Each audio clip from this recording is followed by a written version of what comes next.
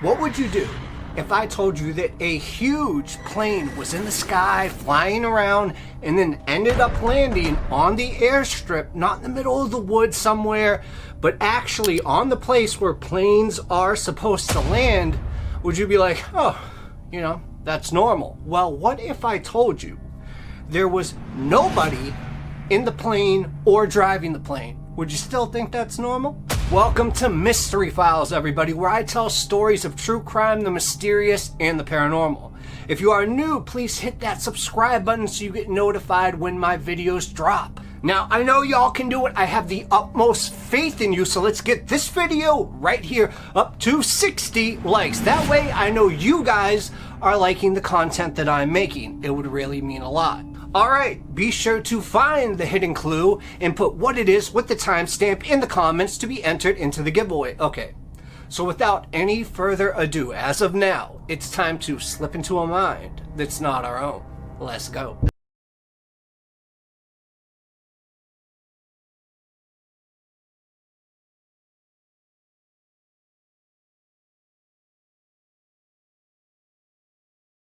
In the depths of World War II, on November 23, 1944, a gripping tale unfolded in the European theater. The once mighty German army teetered on the edge of defeat, while the Allied forces dominated the skies with their formidable bombers. Among these legendary aircraft were the Avro Lancaster and the Boeing B-17, also known as the Flying Fortress. The B-17 was a true workhorse. I mean, it carried a staggering payload of explosives and boasted an array of defense guns. No other plane wreaked havoc on Germany like the B-17, making this an immense contribution to the Allied victory. On this fateful morning at a Royal Air Force base in Kortenberg, Belgium, the ground crew was jolted by a thunderous approach of an aircraft. Their experienced ears, recognized the distinct sound of the Flying Fortress. But confusion kind of gripped them because there were no flights that were scheduled to land that day. And it became evident that this plane was lost, separated from its unit, and possibly damaged. The B-17 was flying erratically, defying the norms of a controlled landing. So with bated breath, the ground crew prepared for impact, swiftly clearing the runway of any obstacles that could amplify the impending catastrophe. The tension was reaching its peak as the B-17 barely cleared the anti-aircraft guns, hurtling towards the ground like a falling star. And that's when it crashed onto the tarmac, its landing gear collapsing and skidding across the runway, shredding its propellers. But miraculously, it avoided the buildings, sparing them from any destruction. Yet the danger persisted, as the possibility of an explosion was looming. So rescue crews cautiously held back, fearing the worst. And they just held there for 20 agonizing minutes. They watched the damaged plane, just hoping for a sign of life. And when no one emerged, Major John Crisp, displaying remarkable courage, took charge. Major Crisp then approached the plane, opening a side hatch, and then ventured inside. Now, expecting to find lifeless crew members all around, he stumbled upon an inexplicable enigma. The B-17 was devoid of any human presence. Perplexed, he shut down the engines and summoned his men to conduct a thorough search. And the crew's whereabouts remained a baffling mystery. The discovery of 12 neatly wrapped parachutes within the fuselage deepened this intrigue. So the crew could not have bailed out, and the plane's logbook also offered no clues. The final entry simply mentioned bad flak. Another enigma puzzled them. Who had landed the plane? Surely it could have not landed itself. So you got Major Crisp, who was meticulously documenting these bewildering details in his report, which would later captivate readers when published in Stars and Stripes, the magazine of the U.S. Armed Forces. But meanwhile, during this time, a formal inquiry was launched, with military investigators striving to unravel the rationale explanation behind this extraordinary event. And the investigation revealed that the B-17 belonged to the 91 Bomber Group, stationed at an airfield in East Anglia, England. I hope I said that right. Now, records indicated that the plane had taken off for a bombing raid on Mersburg, but had not returned, leaving the crew officially listed as MIA, also known as Missing in Action. And then days later, a glimmer of hope emerged as the crew of the B-17, all 10 members, were located at another airfield in Belgium. How they ended up there separate from their plane remained a mystery that only Lieutenant Harold DeBolt, who was the pilot, could let us in on. And according to DeBolt, their mission involved attacking the heavily defended oil refineries near Mersburg. However, it is their plane encountered multiple malfunctions, including engine failures and a jammed rudder.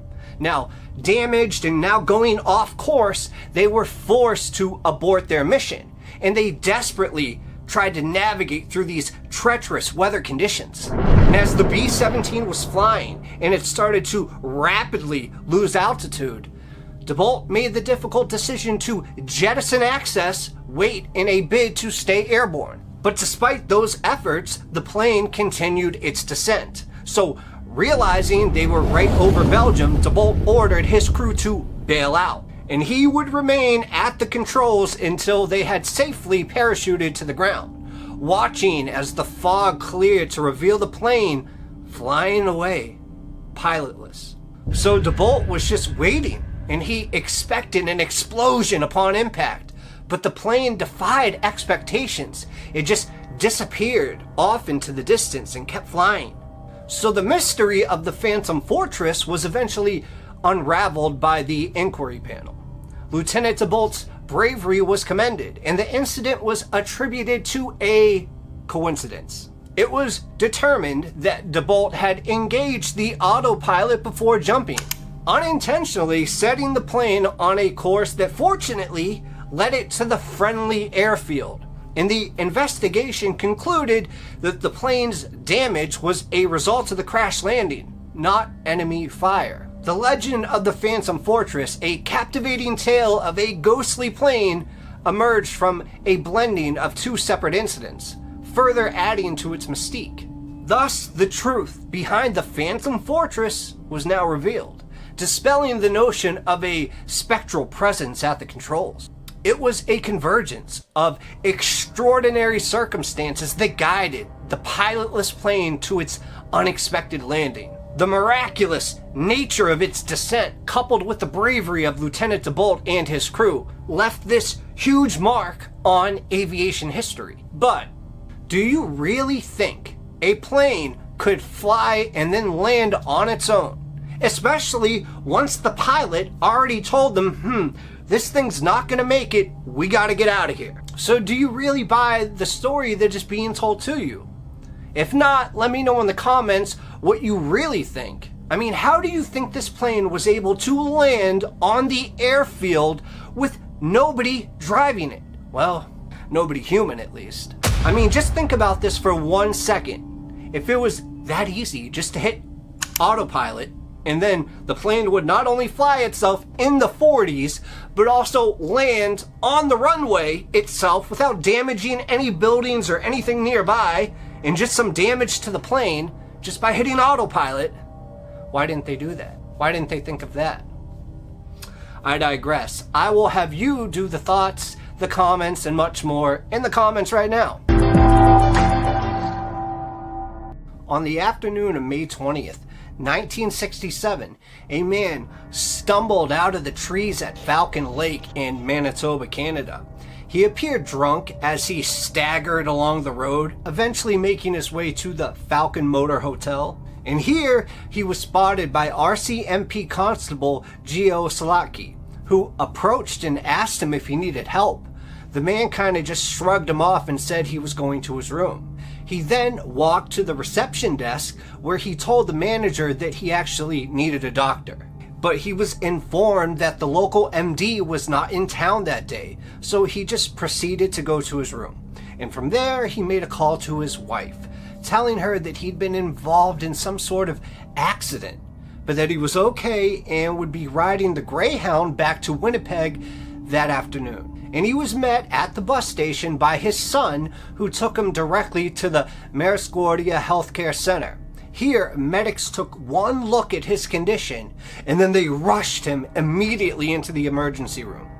The man at the center of this odd incident was named Stefan Michalik, and he was 51 years old, and he was an industrial mechanic by trade.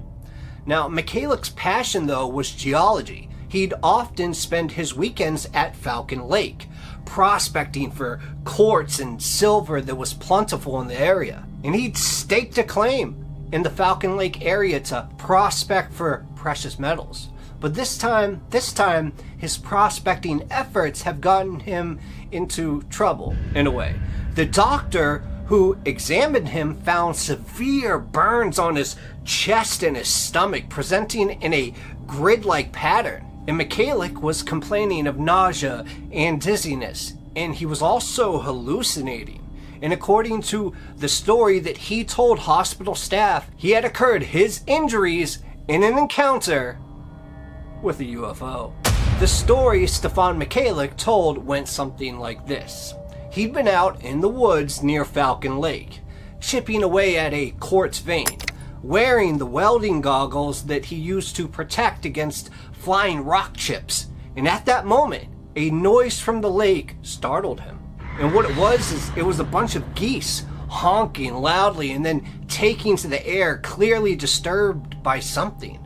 So Michalik went to check on the cause of this commotion, and that was when he spotted them. Not one, but two cigarette or cigar-shaped objects in the sky, giving off this intense scarlet glow. And the objects started descending towards the ground, keeping a consistent distance between them. Their movements were synchronized. One of them stopped and hovered, while the other one continued to descend. And it landed on a flat outcropping of rock, less than 100 yards from where Michalik was standing. And Michalik was so focused on this craft that he did not see its companion leave. But then when he diverted his gaze back into the sky, he realized that the other one was gone. And Stefan was a pragmatic guy, whereas someone more fanciful might have viewed this strange scene and immediately assumed alien craft. His initial impression was that this was some experimental airplane, probably under development by the United States. And he had assumed that it had landed due to mechanical failure, and that being the case, he thought he might be able to go over and help. So he started walking towards the craft, noticing as he did that it was not a cylinder as he first thought, but it was a disc, a classic flying saucer. And this exterior of it was some smooth metal devoid of any visible joints. Where previously it had glowed red, it faded now to a stainless steel sheen. And Michalik noticed something else. There was a diamond-shaped opening about 2 feet by 3 feet standing open on the side of the craft. And he was thinking that this must be a hatch for entering and exiting the vehicle. Michalik got closer now. He could feel the warm air wafting out of the craft. He could smell the tart whiff of sulfur. Somewhere a motor whirled, but it was low and the buzz was like electrical in character. And Michalik kind of scanned and looked at the hull for identifying decals. I mean, he was expecting to see the insignia of NASA or perhaps maybe the United States Air Force, but there was none. Michalik was 70 feet away, now 60 feet, and the craft sat shrouded in this bright purple light now. He got these little spots in his eyes just looking at it. And now he heard something. Voices. To Michalik's ears, the voices sounded human, one with a higher pitch than the other. However, he could not make out what they were saying, so he went closer. At this point, he's about 10 feet away when he called out, "Hey, you Yankee boys, you having trouble? Come on out and let's see what we can do about it." No reply came from within. He then repeated the question in his native Polish language, then in Russian, then in German. Nothing responded. And he was close now, close enough to peer into the opening hatch. The interior was awash with light, laser-like beams crisscrossing the cabin. Other lights were flashing in seemingly random sequences. What he didn't see, though, was any sign of life at all. What was this thing? This extraordinary craft that seemed technologically way more advanced than anything Michalik was aware of or had ever seen. He reached out to touch it and immediately withdrew his hand. The surface was so hot that the tips of his gloves melted. Then, without warning, something must have triggered the craft when he touched it, because the craft turned counterclockwise, revealing a panel with a grid pattern of circular holes. This emitted a blast of heated gas that seared his chest, throwing him backward. And Michalik felt this scorching pain, and his shirt was on fire, so he tore it off. And ripping it off, he also removed his undershirt. The craft was rising now. Already, it was at the level of the treetops. Then, in a flash, it was gone, just like its sister ship. And Michalik lay on the ground, enveloped by nausea, his head throbbing, pain assailing the seared flesh of his chest. So he pulled himself to his knees, then got to his feet and stood for a moment, bent over, dry heaving just before ejecting his breakfast right into the dirt. And he felt weak, unsteady, and barely able to walk on his feet. So he went to go retrieve his jacket, and he pulled it over his naked torso. Then he staggered off into the direction of town. There were many times during that arduous walk that Michalik thought he might not make it. He might die.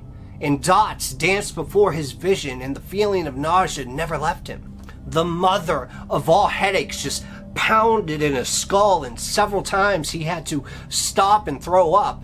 It was just by sheer force of will that got him to the motel, onto the Greyhound, and then to Winnipeg. Now, here he lay in the hospital bed, telling his story to a doctor who probably thought he'd lost his marbles somewhere out in the woods.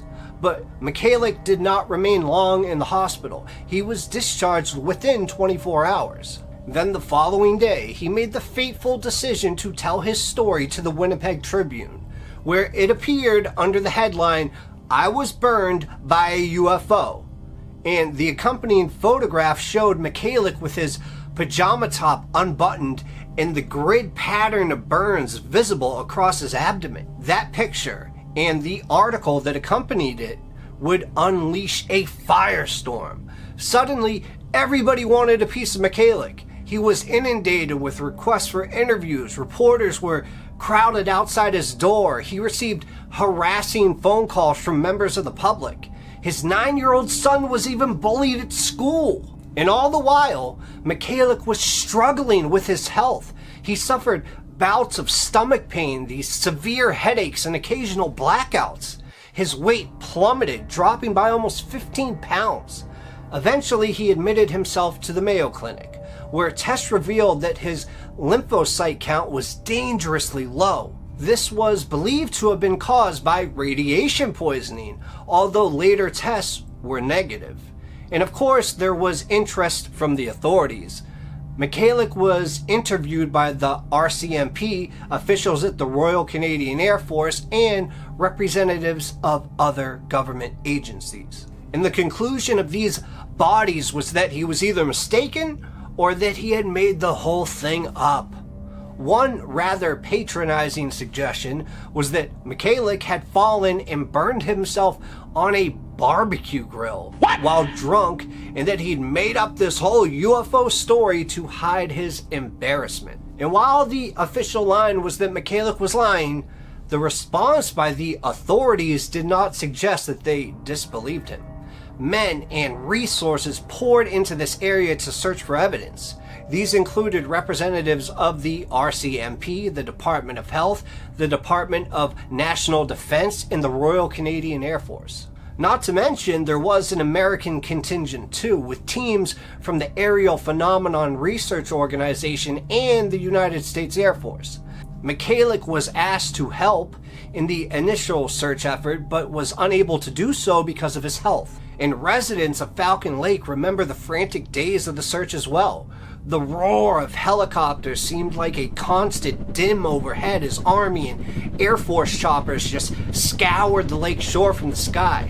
Meanwhile, soldiers and police officers walked grid searches through the woods hunting for evidence of this UFO. Then, on the second day of the search, 2 RCMP officers knocked on the door to Michalik's residence and asked Stefan to accompany them back to the lake.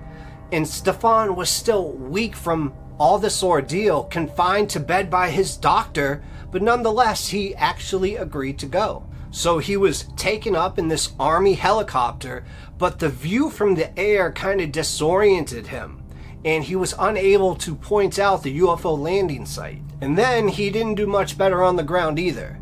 But that evening there was a meeting at the Falcon Motor Hotel attended by what one employee called a bunch of official looking folks. And he asked one of the men where they were from. And the man said that he was from NASA. The following day, the sky was filled with helicopters again. And this was the day that their efforts would be rewarded. The supposed landing site, the spot where Michalik claimed the UFO came to Earth, was marked by his burned glove, by the scorched shirt and the undershirt that he discarded there. But these were not the only clues the searchers found. And this spot was a perfect circle, 15 feet in diameter, in which all of the vegetation was scorched. Geiger meters indicated a high level of radioactivity within that circle. And then there was the metal, apparently superheated to a plasma to then seep down into the cracks of the rocks and solidified there. What could have caused this extreme heat, this radioactivity in this perfect circle of burned vegetation? If you believe Michalik, then it was some strange craft that came down to Earth on that very spot. The Falcon Lake incident has been cited as Canada's best documented UFO case and the world's most documented sighting of a UFO. But now, at that very moment, Mystery Files visited Falcon Lake, and he spoke to officials and said, guys, come on now, radioactivity, the perfect circle, burned vegetation, why can't y'all just admit this was a UFO? And that's when I said, you know, I'm gonna do a story on this like 55 years later, and do you guys want to be remembered as liars or the truth tellers that for once told the truth? They said, oh, you don't know what you're talking about. There's nothing here to see. And I said, okay, 55 years from now, if you're still alive, check out Mystery Files channel on YouTube and make sure to subscribe and hit that like button while I expose your lies. They scratched their heads as I disintegrated back to my time. I mean, this incident, it is certainly one of the most difficult to debunk. Yet, as with any UFO incident, there are debunkers aplenty. Most lean into the idea that Michalik was drunk and either hallucinated or just made up the whole incident. Some have suggested that he invented the story to keep competitors away from his prospecting site. Yeah, if that was the case, he failed dismally because sightseers flocked into that area to see the spot where the UFO had landed. Another theory addressed the burns on Michalik's body, and it suggested that these were not burns at all, but it was an allergic reaction to something he came into contact with, maybe poison oak. To me, that just sounds ridiculous. I mean, you can decide for yourself if any of these explanations suffice. The truth is that Stefan Michalik never claimed that he encountered a UFO in the woods on that day.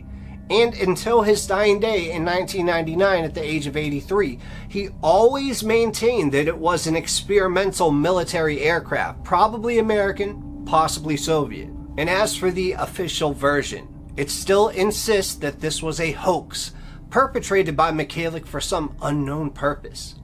Even the greatest UFO skeptic will find that difficult to swallow. And to quote Stefan's son, Stan, if Dad hoaxed this, remember, we're talking about a blue-collar industrial mechanic. If he hoaxed this, then he was a freaking genius. And I agree with the son. I mean, what did he receive out of this? If it was some elaborate hoax, bad health? Something isn't adding up, but like always, I'll leave it up to you, the viewers, to decide if Stefan was telling the truth. Let me know your thoughts right now in the comments. Have you ever heard of the wave of UFO sightings in the 1970s that was in the Bennington Triangle? If you have heard this case before from somebody else, I promise you, I'm about to tell it in a way that has never been told. It was shaping up to be a perfectly ordinary spring day in the quaint seaside village of Broadhaven.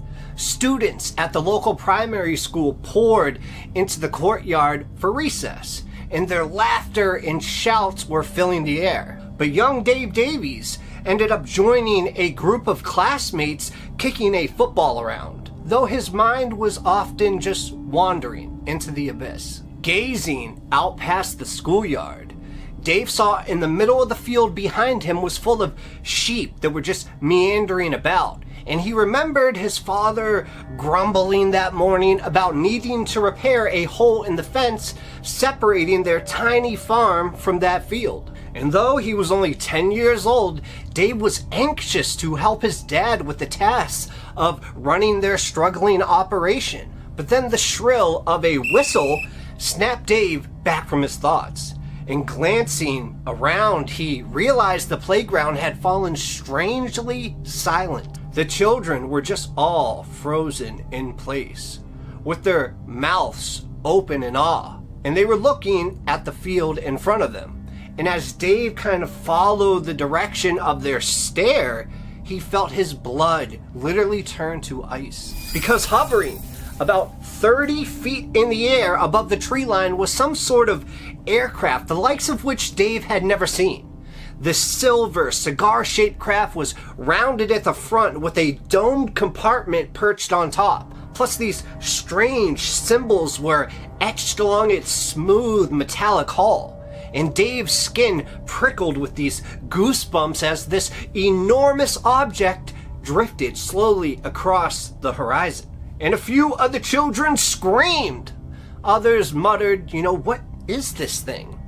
As older kids tried to calm them down, Dave just watched, mouth open in awe. He always considered himself somewhat as a skeptic, someone who needed proof before believing such crazy claims.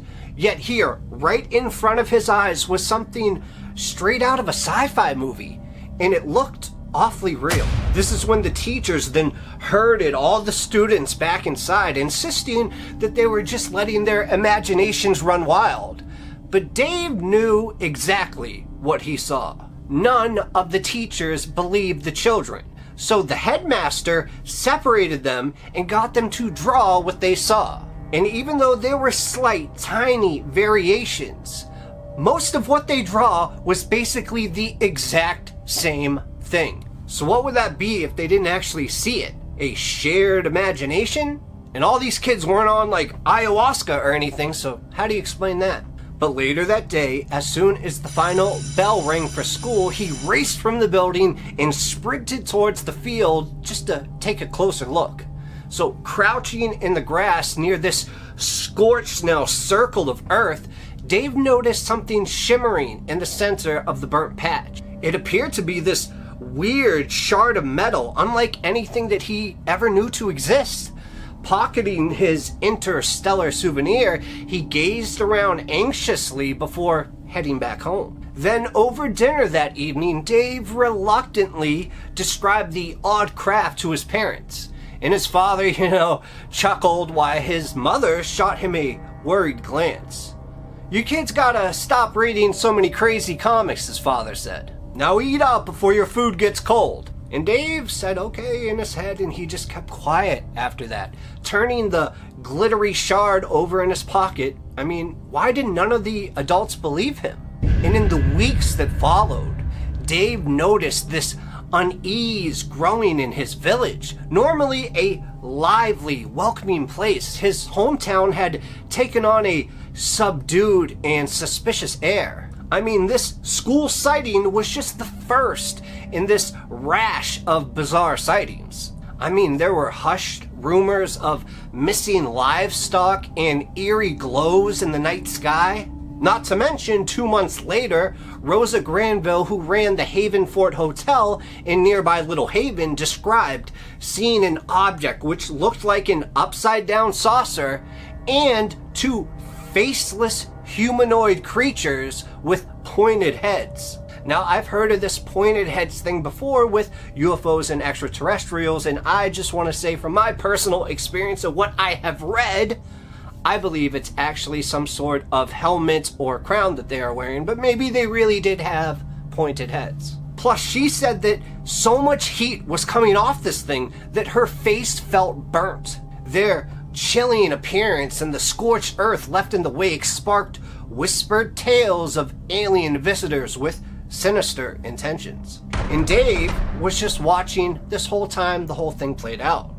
And he could see the growing tension with curiosity and concern. He listened intimately to his classmates as they eagerly swapped stories, while skeptical parents and teachers, just brushed it off as these childish tales. And he kept his little glittering shard tucked away in his sock drawer, pulling it out at night to examine it by flashlight the nights that he couldn't fall asleep. Try as he might to make sense of the strange happenings going on in his town, Dave felt certain things would only continue spiraling. And as feared over subsequent months, apprehension gave way to hysteria as more residents reported unsettling sightings. And Dave noted the burgeoning crowds of journalists and UFO enthusiasts flocking to the once secluded seaside community, and his parents at the time just shook their heads at the excited chatter, refusing to buy into the utter nonsense. But Dave felt that too many ordinary townsfolk with nothing to gain were sharing chillingly aligning accounts. I mean, why would they fabricate such elaborate tales if not to make sense of things they truly witnessed together? And their frightened testimonies painted a picture of otherworldly visitors creeping through the night, unleashing these strange lights, sounds, and symbols meant to disorient and instill fear. And he had an unshakable feeling extraterrestrial beings were afoot, though to what end he could not even begin to imagine. And by summertime, Broadhaven had erupted into full chaos.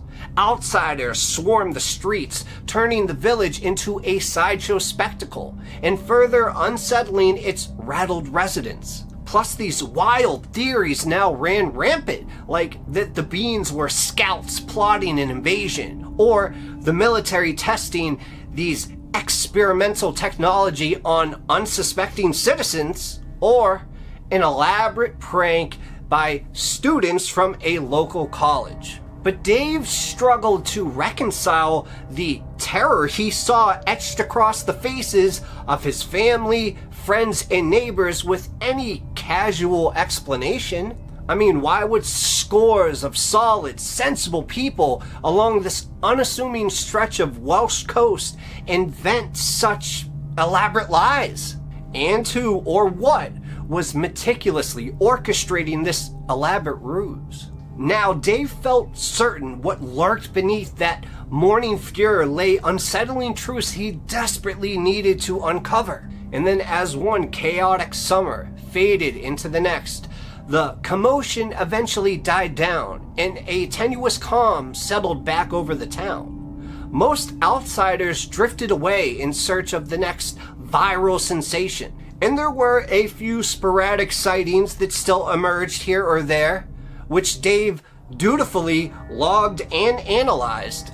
But for a while it seemed the inexplicable siege had finally ceased. And yet decades later, long after Dave had now grown up and now moved across the country with his own family, Broadhaven held its breath in uneasy anticipation, because its unlucky residents knew that whatever sinister force had darkened their doorsteps might someday return.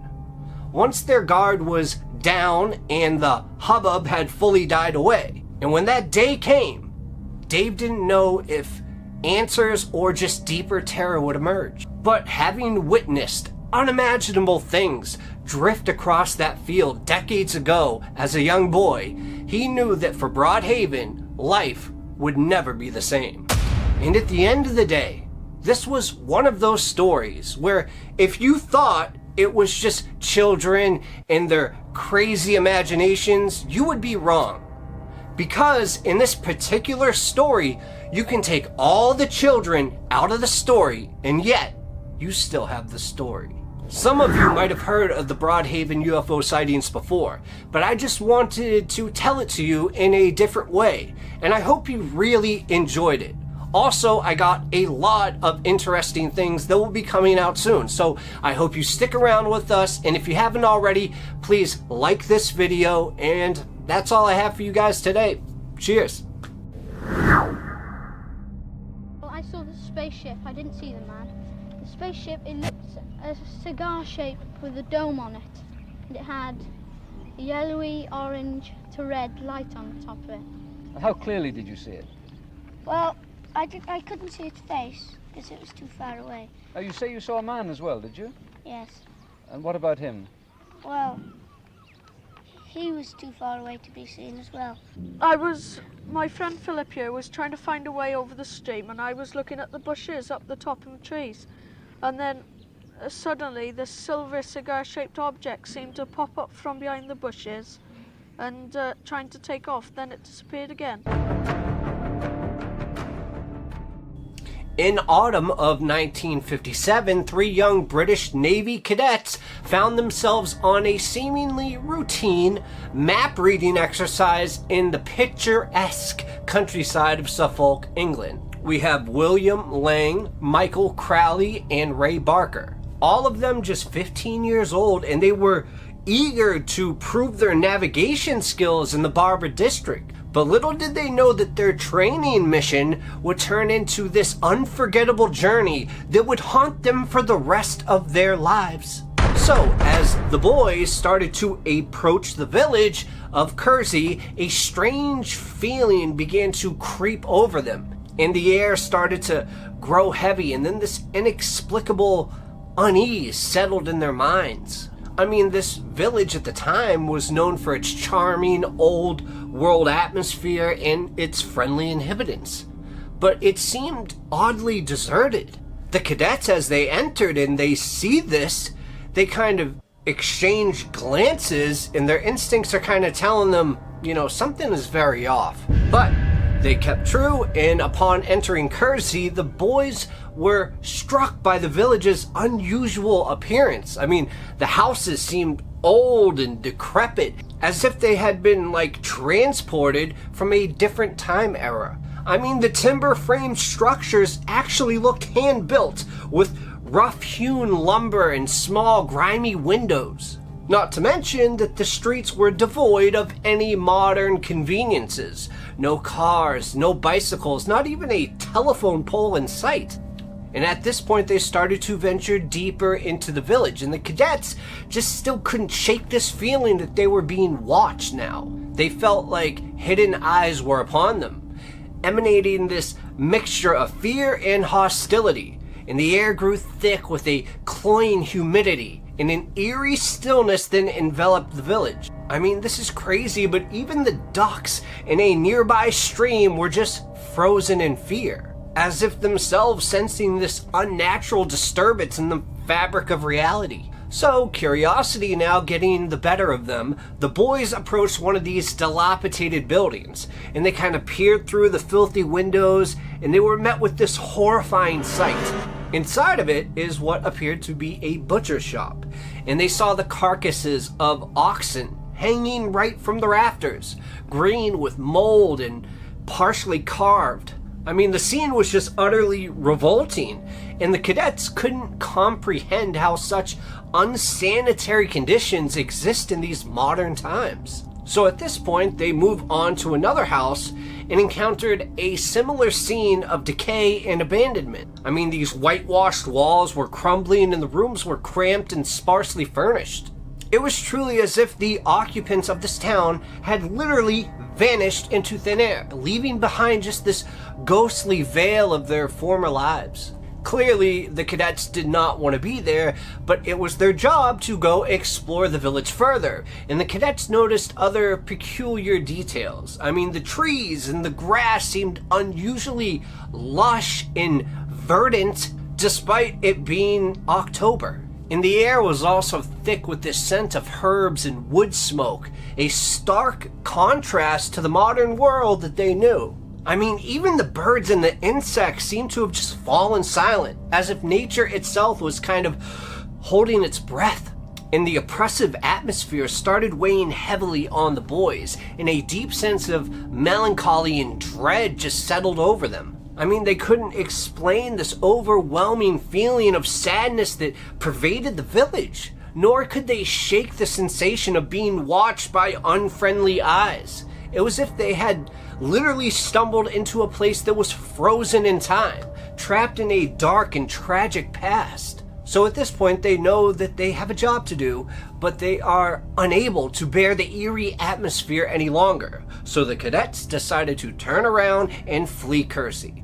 And in fact, they walked, and then it got so bad, they started running, and they hurried out of the village. Their hearts were at this point pounding in their chest. And that's when they kind of went to the top and climbed this small hill, putting a little bit of distance between themselves and this haunted hamlet. And they dared, at that moment, to kind of look back. They kind of looked at each other, and that's when they glanced backwards. And what they saw defied all explanation. That village of nothing that they had just escaped appeared to be a bustling, thriving community. Smoke rose from the chimneys, a church bell from the church that they could see peeled in the distance, and people could be seen going about their daily lives on the road. What's going on here? The contrast was so stark that they almost fainted, and the boys started to question their own sanity. Had they imagined the entire terrifying experience? I mean, some people could say it was a group hallucination, but I think any experience that involves more than one hallucination or one person seeing a hallucination of the same thing is not a hallucination. I think that is indeed reality at that time. And in the years that followed, William Lang and Michael Crowley found themselves haunted by the memories of that strange, haunted day in Kerzy. And they grappled with the inexplicable nature of their shared experience, and they were just desperate for answers. And it wasn't until decades later, when both men were living now in Australia, that they decided to delve a little bit deeper into this true mystery. They reached out at this point to the Society of Physical Research in London. William and Michael shared their incredible tale with researcher Andrew Mackenzie. And as they recounted every single little detail, new revelations started to come to light. I mean, they go back and they remember this shift in environment, this sudden shift as they entered Kerzy, and the way that the air had become still, heavy, and humid, and the unshakable feeling of being watched by these unseen eyes. Andrew Mackenzie wrote a book about this, but his investigation into the history of Kerzy uncovered a chilling truth. The village had indeed existed at least at 900 AD, probably before, and the butcher shop that the boys encountered was confirmed to have been in operation early before the 1950s when the boys went there. But it was the discovery of the bubonic plague, also known as the Black Death's impact on Kerzy, that sent shivers down all their spines. You see, at that time, the plague had ravaged that village in 1348, claiming countless lives and bringing construction of the now iconic St. Mary's Church to a halt. So if the boys somehow had slipped back into time in the period between 1350 AD and 1400 AD, the unfinished church would have been obscured by these trees and brush, explaining why they didn't see it during their terrifying ordeal. And as the pieces of this puzzle just started to fall in place, William and Michael were left with a startling realization. They had not simply just imagined the events of that day in 1957. No, they had experienced a genuine slip in time. The abandoned butcher's shop, the eerie stillness, the pervasive sense of dread were all remnants of a village in the grip of the Black Death. Now, the implications of their discovery were both thrilling and terrifying. If such temporal displacements were possible, what other mysteries may lay hidden in these folds of time? I mean, the Kerzy incident serves as a chilling reminder that the boundaries between past and present were far more fluid than anyone has ever known. But that is not it. For William Lang and Michael Crowley, the memory of that fateful day in 1957 would forever be etched into their minds. I mean, they had truly stepped into a portal to a different era, witnessing firsthand the echoes of a long-gone tragedy. And while skeptics might seek to explain this away and explain away their account, the two men knew the truth and they knew what they have seen and felt. And because of that, the Kerzy time slip remains one of the most intriguing and well-documented cases of its kind. But of course, the story does not end there. It would be nothing without a reveal, which I am trying to do now in all of my stories. But this twist is about to shock you. But mind you, there is a caveat. That the next part of the story was found deep on the internet. It was not related to the mainstream Kerzy incident that I've read the books on. So it may be real, or it may be not. That's for you to decide. But supposedly, years later after the initial visit of Kerzy, William and Michael made a shocking discovery. Hidden away in an old journal belonging to a long-deceased village elder, they found a passage that literally sent chills down their spine. The journal spoke of a strange occurrence in one of his time's autumns, when he saw three young men in this weird, unfamiliar clothing, and he saw them just kind of wandering the streets of Kerzy during the height of the Black Death. And he just wondered, what are they doing out in the streets? Do they know what's going on? And the elder described that the boys were looking lost and frightened, and their faces were pale with terror. And the villagers at this point, already gripped with fear and suspicion, had hidden from the strangers, believing them to be harbingers of even greater misfortune. And the journal truly gets crazy when it ends with this haunting line. It says, "And as quickly as they appeared, the three young men vanished, never to be seen again." William and Michael's hearts raced as they read that passage. They had not only slipped back in time, but their presence had actually been recorded by somebody in the past. How powerful is that? And this revelation brought a new level of authenticity to their experience, confirming that they had indeed not been making this up and that they actually witnessed a bygone era. Like I said, the Kerzy time slip stands as a reminder that the fabric of time is not as rigid as we believe. It invites us to question the nature of reality and to ponder the possibilities of other worlds and times existing just beyond our grasp.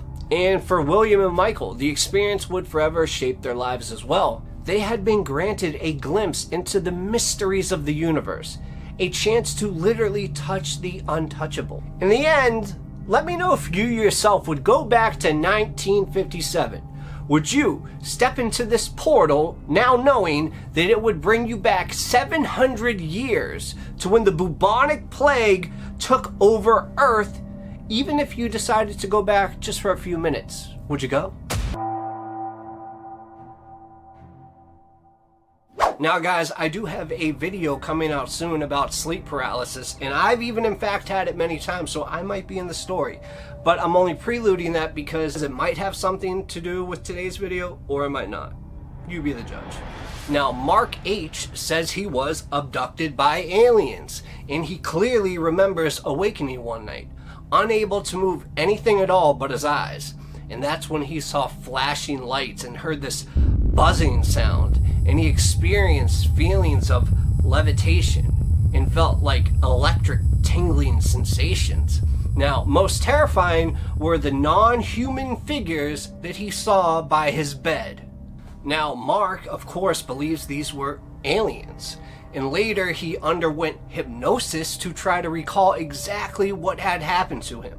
And under hypnosis, Mark remembered being whisked through an open window to a large spaceship. Now, He was very frightened when these aliens took him into some kind of medical examining room, and there they say that one of them had intercourse with him.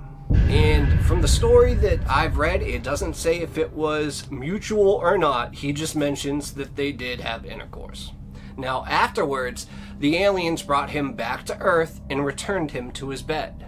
Now, Mark describes the experience as terrifying, but did it really happen? You see, there are some researchers at a little place called Harvard University, and they devised this experiment to determine if memories of an abduction by space aliens would provoke the same physiological reactions that occur when other people, such as combat veterans and those who survived deadly car accidents, recall their traumatic experiences.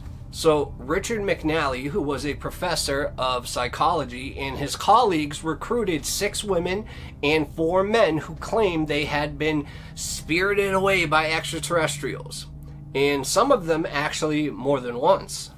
So under hypnosis at this point, 7 out of the 10 of them reported having had their sperm or eggs extracted for breeding purposes, or experiencing direct intercourse with the space aliens themselves.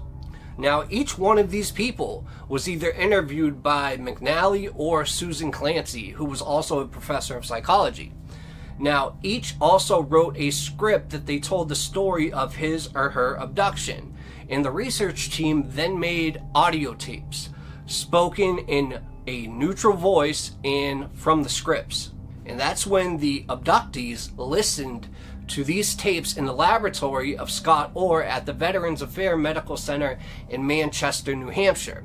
And as the tapes just kept playing and playing, the researchers recorded their emotional responses using such measures as heart rate and sweat, and even the sweat on the palm of their hands. And that same procedure was done with 8 people haunted by traumatic experiences that were unrelated to alien abductions as well. And when the 2 sets of measurements were compared in the end, the results were striking. Now, the abductees showed surprisingly strong physiological reactions to the tapes of their alien encounters. Their reactions were as great or greater than those of individuals who cannot shake memories of combat, sexual abuse, and other punishing events. Now, of course, they try to explain this away by saying it could be sleep paralysis mixed with, some hallucinations. I'm not going to say that's not possible. Now, believe whatever you want, but I'll leave you with this. When it comes to sleep paralysis, we have an upcoming story next week that will bring chills down all your spines. So, do you think that the mere science of them reacting the same or stronger to, other victims of horrible things makes their stories true? Let me know in the comments. On May 14, 2008, Brandon Swanson set out to celebrate the end of that year's classes with his friends, and he attended a couple of local gatherings that evening, first in Lind, which is near his home in Marshall, then in Canby, which is roughly about 30 miles away from his house. Now, Swanson's friends would later report that while they saw Swanson drinking, he didn't seem drunk. Okay, so you guys really got to listen to this one. Swanson left Canby sometime after midnight to drive home, a trip he made practically every day as part of his commute to and from school. But that night, instead of taking Minnesota State Highway 68, which is the most direct route between Canby and Marshall, Swanson chose to drive through rural farming roads. Now, perhaps this was to sightsee in the middle of the night, or perhaps it was to avoid police because he drank a little bit. But whatever his reason may be, he soon got into trouble. Swanson veered into a ditch near a farming field, and because his car's wheels were now elevated, he couldn't get any traction at all to drive away or back out. And around 1:54 a.m., Swanson called his parents asking for a ride home, and he told them he was near Lind, about 10 minutes away from their home in Marshall. So Swanson's parents said yes, and they headed out to pick him up. Now, staying connected to the call as they drove, they found nothing but pitch darkness. So tempers kind of flared in the early hours as these frustrations grew. "Wait a minute, don't you see me?" Swanson asked as both he and his parents flashed their car headlights to signify their presence. And at one point, Swanson just hung up. And then his mother called him back, apologizing, and Swanson told his parents he would just walk back toward his friend's house in Lind. And so Swanson's father dropped his wife off back at home and continued towards Lind, remaining on the phone with his son. I mean, isn't this already getting weird enough? He says he's one place 10 minutes down the road. He waits till they get there, on the phone with them. They're flickering their lights saying, "Hey, we're here." And he's not there. But then, continuing, as he walked in the darkness, Swanson suggested that his parents meet him in the parking lot of a popular nightclub in Lynn, and decided to cut across a field as a shortcut. Now, continuing on, he claimed to his dad to see these lights of something nearby, and then abruptly shouted out, "Oh shit," to his dad while still on the phone, and then the call ended. Now, to this day, no one knows what happened to him. No body found. None of his belongings found. Nothing. But who knows? Perhaps, a farmer shot him because he was on their land and they shot first and asked questions later. Or perhaps it was so dark that he accidentally stepped in a river and accidentally drowned. Or there's the theory that might make the most sense, to me at least, and that was that he was abducted, and possibly by aliens. Now, I know that may be far-fetched, but it could happen. It would explain the lights right before he lost connection, and then his body was never seen again. So I don't know. But you tell me what you think right now in the comments. Captain Eugene Tollefson and First Officer John Waller were no strangers to the unexpected.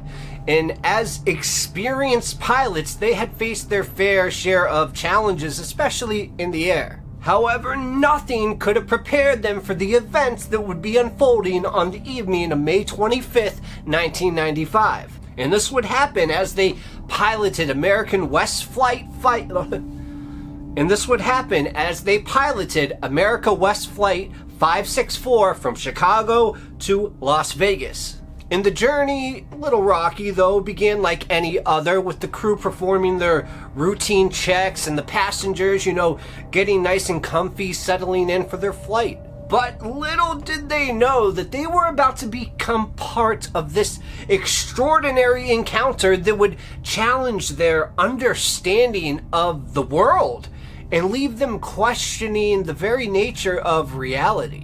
Okay, so as the plane is climbing to cruising altitude, Tollefson and Waller had no idea that they were about to embark on a journey that would test their skills as aviators and their belief in the impossible. And the first sign of something being a little off was when a flight attendant burst into the cockpit and her face was just etched with this concern on it. She reported that she saw, along with several other passengers, that they've been noticing these strange lights in the sky moving in ways that defied explanation and logic. So Tollefson and Waller, kind of intrigued by this report, peered out of the cockpit window, expecting to see nothing more than just a few usual stars and the city lights that were below. Instead, they were greeted by a sight that sent shivers down their spine.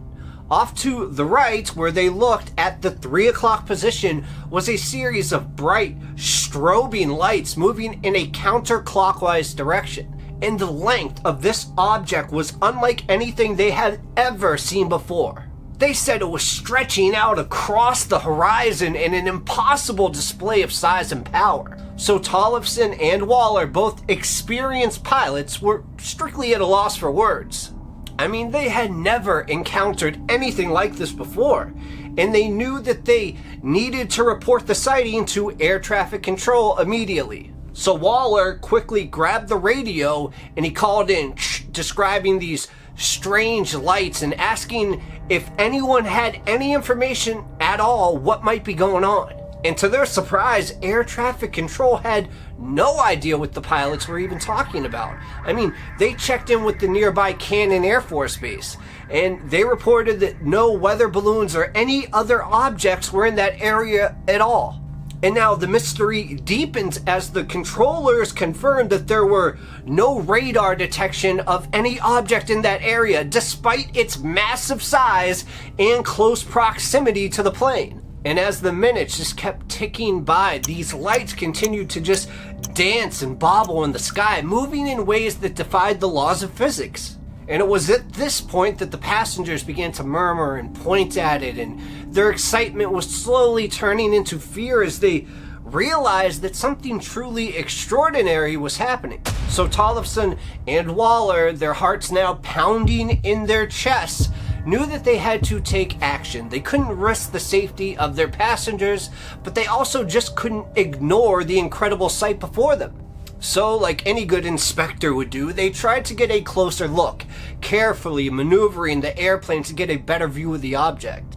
And right as they approached, the lights seemed to grow brighter and more intense. They were pulsating with this energy that was almost palpable, and the passengers, now fully aware of the situation, begin to panic, and their screams and cries start filling the cabin. And with Tollefson and Waller, with their training kicking in, they did their best to calm down the passengers, even as they themselves were gripped by a sense of dread and terror. I mean, they had no idea what they were dealing with, but they knew that they had to remain focused and in control. And then suddenly, without warning, the lights began to move towards the plane at this incredible speed. Tollefson and Waller at this point, their eyes wide with disbelief, just watched as the object was getting closer and closer. And believe it or not, it closed the distance between them in a matter of seconds. And the passengers that were now in a state of full-blown panic began to scream and cry, and some of them even fainting from the sheer terror of the moment. So Tollefson and Waller, their hands gripping on the controls as tight as they could, knew that they had to act fast. So with a quick glance at each other, they both knew what they were thinking at that moment, and they made the decision to take evasive actions. Waller, his voice was just shaking with adrenaline, called out to Tollefson, "We have to get out of here, now!" And Tollefson nodded, his jaw set with determination, and he quickly pushed the throttle forward, urging the plane to accelerate away from the object. But here's the thing. No matter how fast they flew, the lights seemed to keep pace and be right beside them, matching their every move with this precision that was almost supernatural. And at this point, the passengers, their faces were pressed against the windows, watching in horror as the lights just kept dancing around the plane, coming so close that they could almost reach out and touch it. Tollefson and Waller at the moment, their minds racing with these possibilities, knew that they had to do something drastic, because they couldn't outrun the object, and they couldn't risk the safety of any of the passengers on board. So in a moment of pure instinct, Tollefson made the decision to try and communicate with the object. So he grabbed the radio and he began to speak, his voice steady and calm despite the chaos that was around him. "This is American West Flight 864. We are being pursued by an unidentified object. We request immediate assistance. Over." And then there was a moment of silence, broken only by the sound of the engines and the muffled cries of the passengers. Then, to everybody's amazement, the lights began to change color on the craft, shifting from a blinding white to a deep, pulsating red. Tollefson and Waller at this point just kind of watched in awe as the object began to move actually away from the plane. Then, like straight out of a movie like Star Wars, it went light speed and zipped into outer space in a jaw-dropping moment. And yes, this is a real story. They couldn't believe what had just happened, but they knew that they had just witnessed something truly extraordinary. Also, guys, I forgot to mention this at the beginning. Make sure to find the hidden clue in this video to be entered into the giveaway. I usually make it a like button, so maybe that'll help. Okay, so as the object now finally disappeared from view, Tollefson and Waller were left with a sense of both relief and amazement. I mean, they had just experienced something that most people like me could only dream of, and they knew that their lives would never be the same ever again. And the passengers at this point, still shaken by the encounter, began to chatter kind of excitedly, their fear kind of giving away to this sense of wonder and disbelief now that the immediate threat was gone. I mean, come on. They had just been part of something truly incredible, and they knew that they would be telling the story to their kids and their grandkids for the rest of their lives. Tollefson and Waller at this point, their adrenaline still pumping, knew that they had to report this incident quickly to the authorities. So ASAP, they contacted air traffic control and relayed the details of this encounter. And their voices, you could tell, were still shaking with excitement or fear, or both. And in the days and even weeks that followed, the story of American West Flight 564 became a sensation, capturing the imagination of people all over the world. And Tollefson and Waller found themselves in the exact center of this media storm. Their names and faces were posted across headlines and television screens. But despite the attention and scrutiny, the pilots remained steadfast in their account of the events, never once wavering in the conviction of what they had seen that night. They knew that they had truly been a part of something that was extraordinary, and they were determined to share their true story with the world. Years later, the encounter of America's West Flight 564 remains one of the most compelling and well-documented cases of a UFO sighting in history. And despite the best efforts of skeptics and debunkers, the testimony of Captain Eugene Tollefson, First Officer John Waller, and the passengers on board that flight continues to stand as a testament to the incredible events of that night. And for Tollefson and Waller, this experience was actually a turning point in their lives, one that forever changed the way that they looked at the world. Like I said, they had seen something that most people could only dream of, and they had come out of it on the other side with a newfound sense of wonder and possibility. But now, as we move 27 years in the future, which would be 2 years ago in 2022, astronomers for some reason re-examined the American West Flight 564 incident. Supposedly, saying that they could solve it now because of how advanced their new technology has become. And after consideration of the available evidence, they reached a surprising conclusion. The mysterious lights and the objects that were witnessed by the pilot, the co-pilots, the staff, the flight attendants, and all the people, guess what? It was not of extraterrestrial origin. Nope, but rather a rare and fascinating display of celestial bodies, such as bright planets, stars, or even a meteor shower. Now, it's up to you to determine if you actually buy this explanation, but anytime a government entity says, 10, 20, or 30 years later, something different happened, like in the case of Diatla Pass, for example, red lights start flashing in my head, and all I can think is, this is how they decided to cover this up. In the end, the legacy of the American West Flight 564 is one of a mystery and wonder. A reminder that there is still so much that we have yet to understand about the universe that we live in. And this is a story that continues to captivate and to inspire, inviting us to keep our minds open and our eyes turned maybe not towards the ground where we're walking or the phone that we're watching, but to the skies where we once used to look all the time. And for those who were there on that fateful night, the encounter will always be a defining moment in their lives. In the end, it is through their experiences that we find the inspiration to keep searching, keep dreaming, and keep researching for the truth, no matter where that may lead us. And regardless of what future technology will say, I would like to think that the pilots, the co-pilots, the flight attendants know the difference between something right in front of them and something that's billions of miles away. But then again, that's for you to determine. Welcome everybody to the newest and best true crime, mysterious, and paranormal channel, Mystery Files. Now as of now, we're going to slip into a mind that's not our own. Let's go. In the heart of Kansas, there lies a cemetery that is shrouded in darkness and mystery. It's called Stoll Cemetery, and it's located in this small, unincorporated community of Stoll. And it has long been the subject of these spine-chilling legends and tales of the paranormal. There's even whispers of satanic rituals, ghostly apparitions, and even, this part's true, a gateway to hell itself circulated for decades, drawing the morbidly curious and the brave to its eerie ground. Now, Ariana was a young woman with this fascination for the otherworldly, and she'd always been drawn for some reason to the unknown. I mean, you could go on her desktop computer, and the first thing that you would find right in the middle of all the folders was a folder named Demons.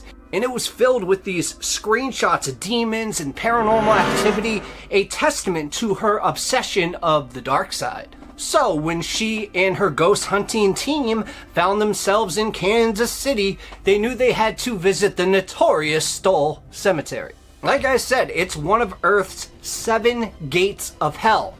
And yes, this is literally called a gate to hell. I mean, they did this because the night before, they had explored this haunted castle, but kind of left them, still itching and unsatisfied. The scares were too predictable, and the atmosphere was not nearly as oppressive as they had hoped for. So Ariana was just craving something more. She wanted more. She wanted shivers to be sent down her spine and make her question the very nature of reality to begin with. So as they drove through the pitch black darkness, the anticipation grew with every mile. Ariana had heard the stories before. I mean, this is true, the Pope himself refuses to fly over Stoll Cemetery.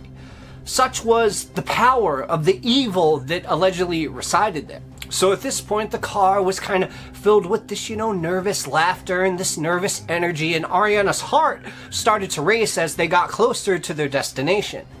But all of a sudden, a sickening feeling just washed over her. It was a sensation unlike anything that she had ever experienced before.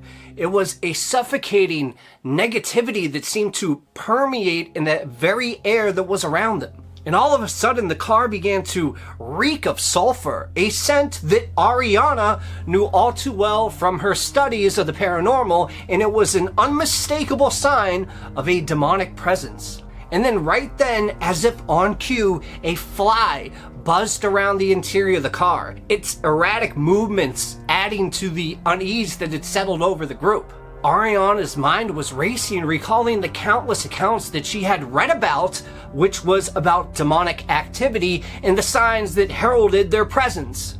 2 signs now were enough for Ariana. The overwhelming negativity and the appearance of the fly were more than just coincidences. She knew deep down that they had stumbled upon something very sinister at Stoll Cemetery. She even said, "This is scary, let's leave." And her voice was trembling with a mixture of fear and excitement. But before they went to flee, Ariana felt compelled to just do 2 things. First, she rolled down her window and addressed the unseen entities that lurked out in the darkness. Yes, she actually apologized to them. She said, "We apologize. We did not mean to disrupt your peace." And that's what she said as her words were carried out away by the eerie stillness of night. Then number 2, driven by a force that she couldn't quite explain, Ariana decided to right there take a picture. She kind of held her breath as she snapped the photo, not knowing what horrors might be revealed when she looked at the screen. And this is when it gets truly weird, because the next day, Ariana attempted to send the picture to her manager, eager to, share this chilling encounter with someone else. But no matter how many times she tried, the file refused to send it. She kept going over and over again, and it just wouldn't budge. It would not send. It was as some unseen strange force was preventing the image from leaving her phone. So frustration turned into confusion and then sheer terror, because a message flashed on her screen, and the number 666 were glaring back at her, and it said that the file size was 666 megabytes. An ominous sign that sent shivers down her spine. Ariana realized that she had captured something far more sinister than she ever imagined, because in this picture were faces. And the faces in the picture were distorted and twisted, but they bore this uncanny resemblance to demons that she had studied so intently. But she could never have imagined the horrors that would follow now. You see, Ariana's initial excitement of what she just captured turned to dread as she began to experience a series of terrifying phenomena. These whispers, at first, were faint and distant, but over time they grew louder and more insistent. And there were these images that would flash before her eyes whenever she tried to close them. And it became more vivid and disturbing, filled with these hellish red shapes that seemed to pulsate this malevolent energy. And for her, sleep became a distant memory as this malevolent presence followed her wherever she went. And all the time, the very air just around her felt very thick and oppressive, as if these demons she had unwittingly summoned were closing in, ready to almost claim her soul. So at this point, desperate for answers and relief from the torment, Ariana turned to the internet, hoping to find someone who could help her. She scoured these forums and websites dedicated to the paranormal, seeking guidance from those who had encountered similar things. But as she delved deeper into the dark recesses of the web, she stumbled upon a shocking revelation. You see, the pictures that she had taken that fateful night, with the 3 faces in them at the iconic demonic Skull Cemetery, were almost the exact pictures that she found when she went down this wormhole on the internet. And not only that, these demons almost looked identical to the demons that she had in her file called Demons. Now, she truly doesn't know if the file that said 666 megabytes finally sent to her manager or not.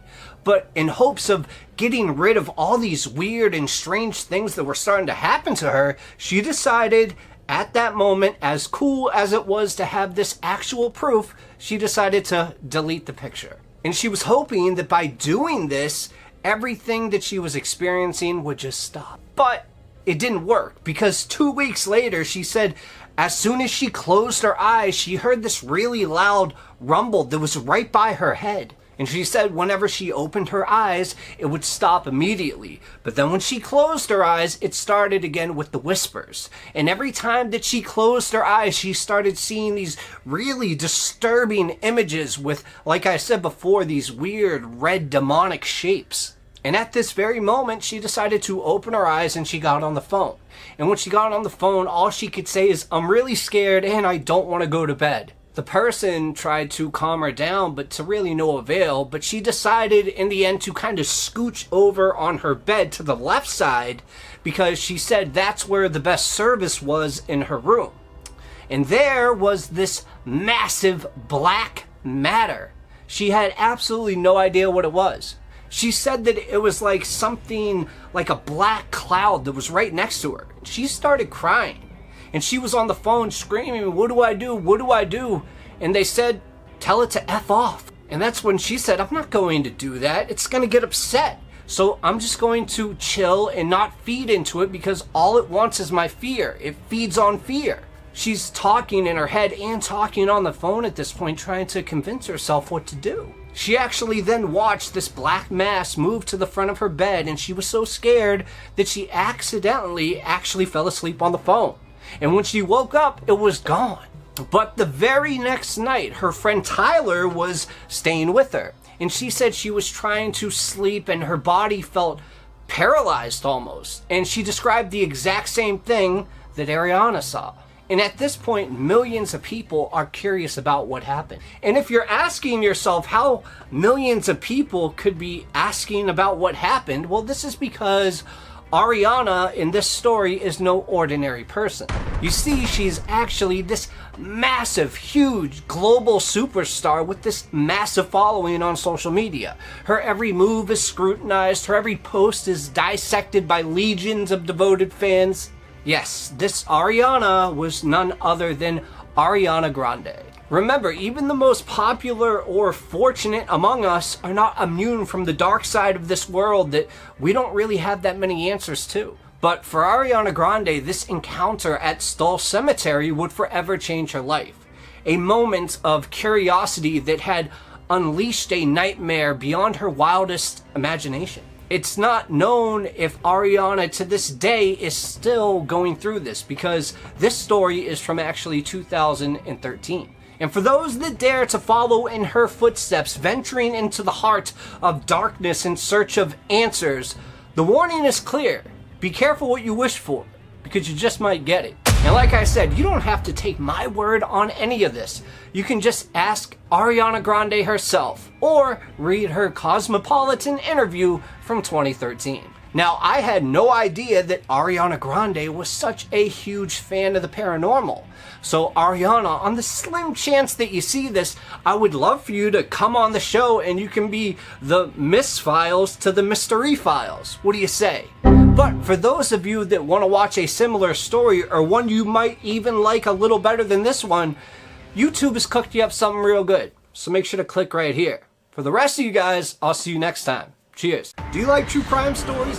What about mysterious stories? Paranormal stories? Supernatural? Well, if you do, you're in the right place.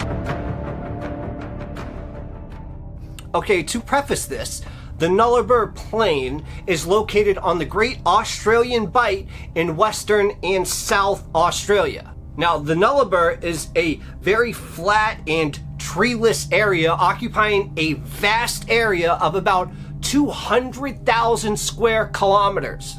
Now, the name actually comes from the Latin nullus arbor, which means no trees. And the local indigenous population also have a bleak name for the place as well, called Oandiri, which translates to waterless. And running through the Nullarbor Plain is the Eyre Highway, Eyre Highway, E-Y-R-E, I don't know how to say it. But this connects Western Australia to Southern Australia, and it is a long, remote road and the straightest in Australia. Now, from Norseman in Western Australia to Seduna in South Australia, a total distance of 1,664 kilometers, also known as 1,034 miles, the Eyre Highway is the only route that's available. And the Nullarbor has always been regarded as this mysterious and strange to those who have experienced the vast emptiness. And in 1988, it was the setting of one of Australia's most terrifying UFO encounters. So in January 1988, Faye Knowles relocated with her children from Adelaide to Perth, seeking new work and a fresh start in a different city. Now, her 3 adult sons, Patrick, age 24, Wayne, age 21, and Sean, who was only 18, decided to actually move in with her for her better job opportunities. So, along with their 2 pet little dogs in the car, they packed up and prepared to move. And they decided when they were going to travel that they would do it by car, and that meant it was going to be a lengthy trip ahead of them, because the destination was over 2,700 kilometers through one of Australia's most isolated areas, including the Nullarbor Plain. However, the family wasn't worried, and while the trip would certainly be long and would take a few days, they were not worried at all, because Faye had recently purchased a second-hand Ford Telstar that was in good working order, and they could all be, sharing the driving schedule as they went along. And the family was actually excited about their trip, considering, it a new adventure and a new chapter in their lives. Now, the Knowles family were 14 hours already into their vast trip when the first encounter of the UFO appeared at about 4 o'clock in the morning. Now, Sean was driving, and they were about 40 kilometers west of Mrballen, I hope I said that right, which is near the West Australian border. Then all of a sudden, they saw this bright light that was just floating ahead of them right in the distance. And as they got closer with their car, they saw the bright light, and it was swiftly moving towards the vehicle as well. They said it was about 1 meter wide, glowing bright and white with a yellow center. And the light was like an egg in a teacup. And then it disappeared after jumping around a bit. The light, though, became more aggressive and then moved and began hovering threateningly above the family sedan. And at this point, they were distracted and panicked by the blinding bright light that was directly above them. In fact, Sean actually had to swerve quickly after drifting into the next lane to avoid a collision on an upcoming passing vehicle. Now, after this dangerous close call, the light actually turned its attention to the other car that they nearly just hit, leaving the Knowleses alone. The strange light chased after the other car. And at this moment, the family were logically trying to explain what just happened to themselves. They had reason it must have been, just a trick of the light from the upcoming car.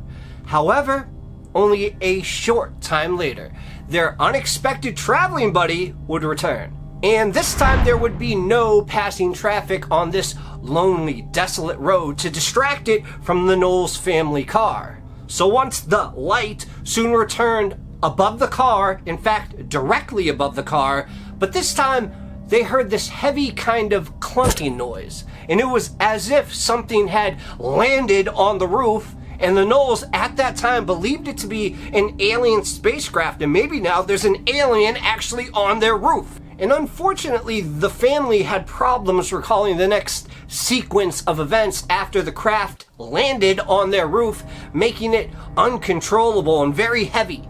In fact, Faye remembers actually winding down her window and touching her hand on the car's roof. And she recalls touching something that was warm, rubbery, and spongy before immediately retracting her hand, which now felt hot and covered in this black dust. And from Faye's own words, she said, "I wound down the window and I felt this thing on the roof. All this smoke stuff started coming into the car, and the car was covered in black stuff." That's an exact quote. Now, because this gray-black, foul-smelling mist invaded their car through the open window, the family then heard a peculiar, high-pitched noise that agitated the dogs. And we all know dogs kind of have this sixth sense, whether it's paranormal or whether it's about ghostly adventures. It seems like dogs can pick up a lot more than humans. And it was at that moment that the complete family suffered from the same disorientation. Now, try to really open up your mind and envision this. They claimed that their voices lowered in pitch and slowed down, with everyone sounding very far away, even though they were only meters away from each other. In a blind panic at this point, Sean hit on the gas and he hit it hard, and he accelerated the car to around speeds of over 110 miles per hour. But the Ford automobile was in fact no match for this strange outer-worldly craft. And soon the family was horrified to feel the car wheels leaving the road as they were lifted into the air. And then suddenly the next sensation that the Knowleses felt was the wheels making contact back with the asphalt. And there was a hard thud, followed by the sound of one of their sedan's tires bursting from the sharp impact. And at that very moment, the light disappeared, and the family was alone in the dark, and they were terrified. Now, they fled from the vehicle and decided to hide behind these low brushes off to the side of the road nearby. And in fact, it turned out that this actually was the right move, because shortly after, the light returned and briefly hovered over the now abandoned car. But at the same time, the Knowles found it practically strange that the craft seemed unable to find them outside of the vehicle and then disappeared. So at this point, they're all huddled together in the brush, and they're worried, and they're just thinking that this light is gonna come back again.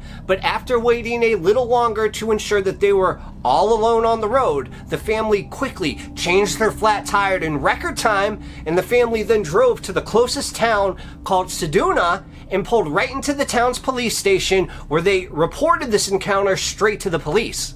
And you wouldn't believe it, because the news story broke the very next day. And the media coverage was extreme. UFO attacks family led the morning news and appeared in newspapers countrywide. The nation, in fact, was hooked on this story. I mean, after all, it had all the elements of an awesome horror movie. First, you got the isolated remote location.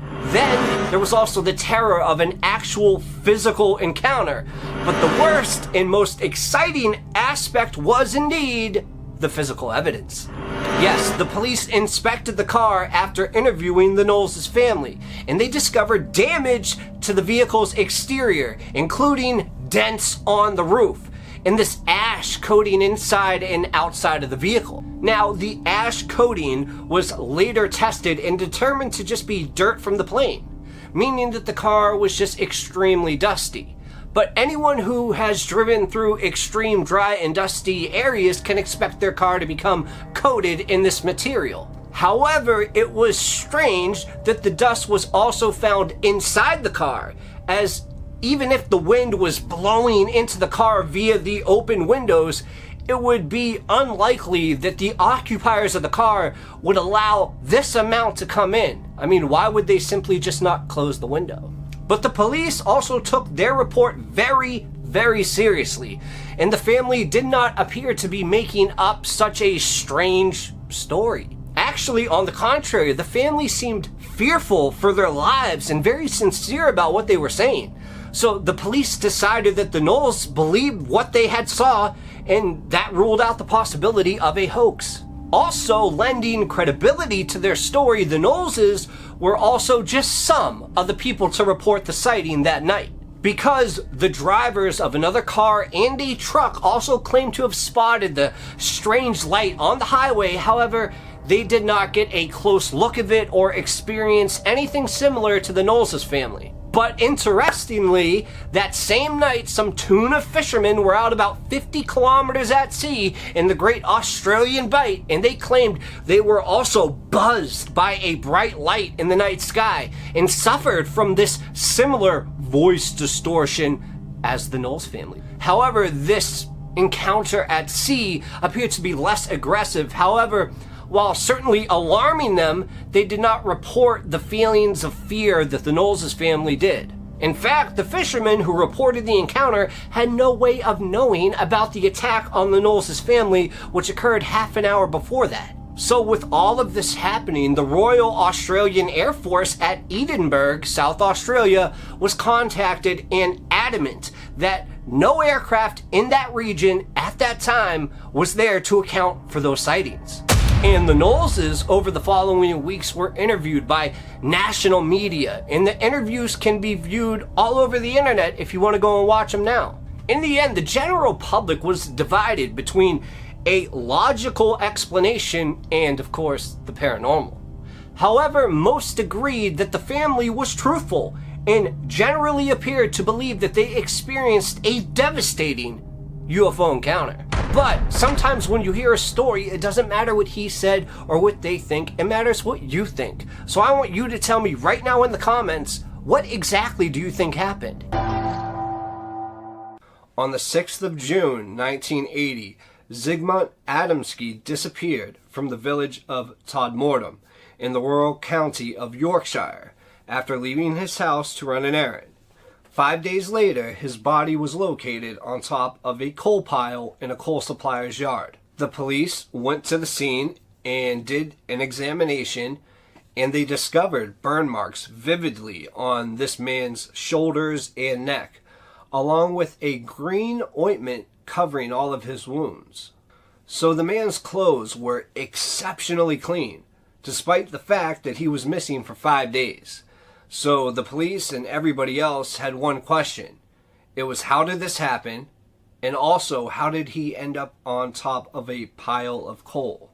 Now, a very strange aspect of this man's discovery was that there appeared to be no footsteps leading up to the coal pile or into the coal itself. Yet he was laying on top of it. So how did he climb up the coal pile without leaving any footmarks in the coal? So after this, police, they spoke to the owners of the coal yard, and the last person to be in the yard was the coal company's son. And he told the police that he'd been there in the morning until about midday, and that he saw nobody on a pile of coal, at least at that point. After this, Mr. Adamsky's body was transported to the local hospital, where a pathologist determined that his death had occurred between 11 and 1 p.m. that day. but the strange burns on his body and neck occurred 2 days before his death. The coroner, James Turnbull, said what led to his death could not be answered, but determined that he did die of a heart attack due to shock and fright, and his face at the time of his death had been contorted in fear. So for the pathologist and the police, the circumstances of the man's death were a complete mystery. Plus, they had no idea where he had been for several days since he left his house and what that strange ointment on his wounds were. It could just not be explained. This case was never solved any further after that. So how did he get on top of that coal pile? And more importantly, what caused his face to be contorted in fear when he died? But there is an addition to this unexplained story. There was a policeman, Mr. Alan Godfrey, and he had been the first to arrive at the scene in the coal yard. And a few weeks after this, Mr. Godfrey was on a night shift when something very strange happened. So he was out searching for cows that went missing from a farmer's field, and he could find absolutely no sign of them. So he was sitting back in his patrol car when suddenly a large object appeared on the road right ahead of him.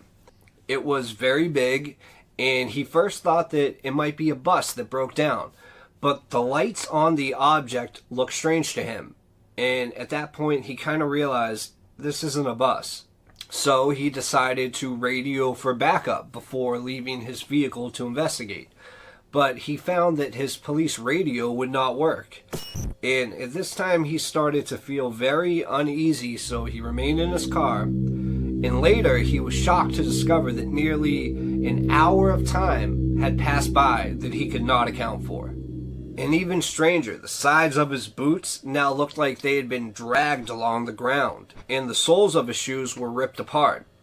It would later be established on the same night that other policemen on duty independently called police headquarters with alarming reports of seeing strange bright lights in the sky. And they were looking up and they saw these strange lights in the sky descending into the valley. And even a member of the public who was out driving that night also called police with the same description, and they were very concerned, to say the least. So as for the missing cows, they were actually later discovered in a field which they did not belong, but this field was locked with a padlock gate, and the ground in the field was very muddy, but oddly enough there were no hoof prints from the cows. So how could the cows have entered the field without leaving any prints from their hooves, and how did they enter a locked field? It was almost as though, perhaps like Mr. Adamsky too, they had been dropped there from above. So the policeman, Mr. Godfrey, he was so disturbed by all of this that he visited a hypnotherapist who specialized in regression therapy, which is taking a patient back into a past event. Now, Godfrey was particularly uneasy about the missing time that he still couldn't account for. And under hypnosis, he began to explain that he seemed to find himself in a small room with a black-robed, bearded man who had a biblical appearance. Also, this man was accompanied by a huge black dog and other smaller creatures that were the size of 5-year-olds and had like robotic movements. Very strange stuff. Now, if you look at all this evidence, it seems that a person with rationale in their head might seem to say that they were dropped. And that is the only way there could be no footprints up to the coal or no hoof prints in the mud. But also it was this next thing that really solidified for me that this actually could be aliens or something that's, as of this point, to us, unexplained. And it was that the ointment found on Mr. Adamsky's body was never able to be scientifically identified. Why he disappeared, only to turn up dead in the most bizarre way, remains to be an enigma that to this day is still unknown. maybe one day we will find out what happened to Mr. Adamsky and why he died. Maybe one day we will find out how those cows got into a different field that was padlocked. And maybe one day we will find out what happened during that missing hour of Mr. Godfrey's time. Either that, or we'll never know at all. James Tedford got shipped off for duty during World War II, and thankfully he made it home. But everything wouldn't be as it seemed, and when he got back home, his wife and child were mysteriously gone. Now, some might say that this is just perhaps an unfaithful wife who abandoned her husband while he was overseas at war. But you see, the trouble is that neither her nor the child ever resurfaced. You could honestly say that they vanished without a trace. After he returned, he found himself increasingly unstable, bouncing around from one halfway house to another. And then his final known residence was a veterans facility called the Bennington Soldiers Home. And this was sort of like an assisted living center, but apparently James was allowed to have some freedoms and even occasionally made trips to see his relatives and loved ones. And it was on one of these outings that James performed his own vanishing act. Let me explain. After visiting a relative in St. Albans, Vermont, he was taking a bus back to Bennington along with 14 other veterans when all of a sudden he went missing. Yes, you heard me right. He went missing on a bus. Now, there is a possibility that James had grown tired of the Bennington lifestyle he was acquainted to and was seizing an opportunity to, escape. But there's just one problem with that. Or should I say 14?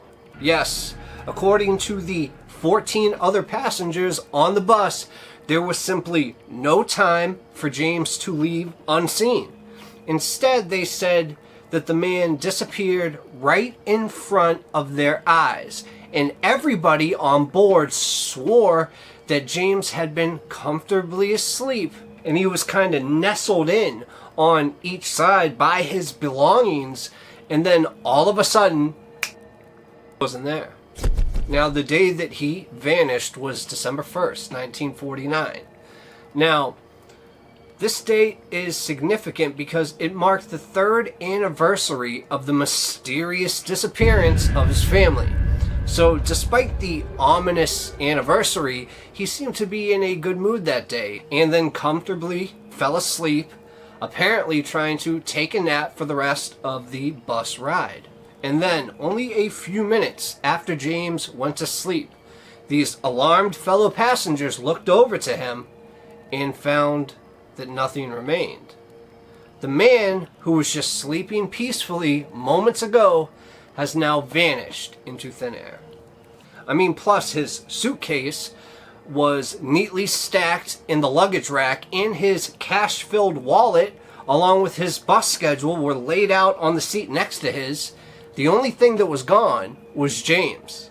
And like I said, no one saw him get up and leave. They simply looked away, looked back, James was gone. Not to mention that the bus was moving at full speed down the highway the whole time. So even if James somehow could have got their attention away and, jumped out a window without being noticed by any of the other 14, he probably would have been jumping to his death. And even if he found a way around that peril by maybe jumping onto a getaway car or something else, it completely defies logic that he would leave his wallet. Plus, why all the cloak and dagger to begin with, when he was already allowed to go out and visit people? None of this would make any sense. So then, immediately after this, the bus driver alerted authorities of James' disappearance, and there was a massive search just in case somehow he did jump out or fall out of the bus. And even though that may have seemed impossible, they still executed the massive search but found nothing. Now see, things get a little more interesting when you realize that the disappearance of James Thetford is just one of many that have occurred in that region. And actually, the disappearances have been prolific over the years and have prompted paranormal researchers and other people, especially paranormal researcher and author Joseph A. Citro, to dub the southwest corner of Vermont the Bennington Triangle. Now, this was in reference to the wide range of strange, mysterious, and paranormal events that took place right in that area. And get this, the middle point of this paranormal triangle is said to be Glastonbury Mountain. And many before and after James have vanished on or around this local landmark. And coincidentally enough, it was right as the bus was approaching the nearest point on the route to Glastonbury Mountain that James himself disappeared. So some might ask, did he fall asleep, perhaps dreaming of being back with his family, and then all of a sudden just awaken right next to them in a different or parallel dimension? Or did James simply find a way to somehow sneak off that bus in a manner that no one was able to see him? Well, there's only one person that would know, and that person is James Thetford. And he hasn't been heard from in over 70 plus years. I mean, the honest truth is we will probably never know what happened during the course of his disappearance. But it does continue to intrigue every single person that hears it. I'm sure it intrigues you right now. I mean, think about it. It's a Bermuda Triangle, so to speak, in Vermont. Somewhere where we could literally go drive near a mountain. I mean, if anybody that watches this lives in that area, please let me know in the comments if you've ever heard of any stories like this. Also, this case remained cold and almost forgotten about for many decades until the early 1990s, when paranormal researcher, writer, and local folklorist Joseph Citro sparked new interest in this, and other occurrences in what he called the Bennington Triangle, by writing extensively about the incidents in his various paranormal anthologies. And since then, public interest has mainly centered on the mysterious Glastonbury Mountain, where modern urban legend and ancient Native American folklore have seemed to produce a really good mythology. But even despite all this renewed interest, I mean, when it comes to the disappearance of James Thetford, it seems to be that all there are questions without any single answers. Now, if you like stories that do not have an ending, I will tell more of them. But sometimes if you like true crime or paranormal or missing people, click here, here, here. And until then, we're going to continue slipping to the mind of someone else.